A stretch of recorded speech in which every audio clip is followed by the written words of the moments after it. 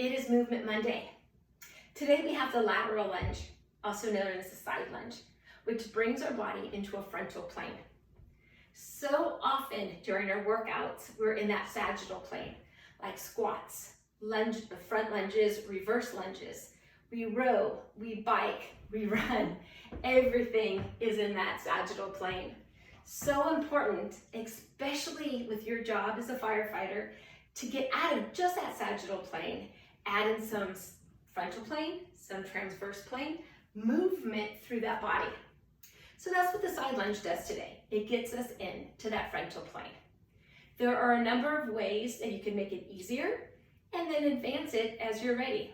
Very basic, great place to start is a side to side lean into that side lunge. So feet are wider.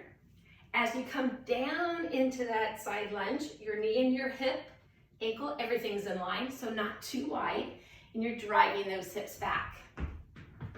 So you're hinging through the hips, back is nice and long, and you're driving back. So that is a good basic place to start. It's just leaning side lunge, come up, lean into a side lunge.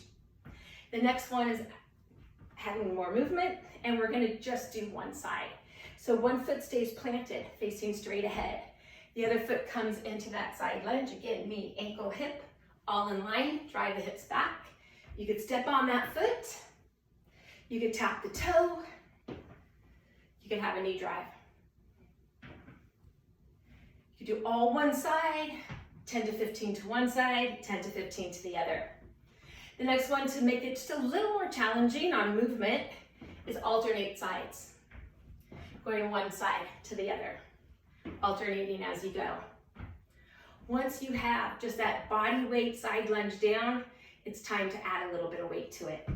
You could grab a kettlebell, you could grab a dumbbell. Now when I do these, I always suggest reaching a little past that knee. A lot of people like to come all the way down and touch the floor. But if you get a little rotation, reaching past the knee, and then come up. You can let the dumbbell hang there. You can add a bicep curl. You can add overhead press. You could have one dumbbell in each hand and do the same thing. And just come up, add a curl. Or you can have both arms into an overhead press.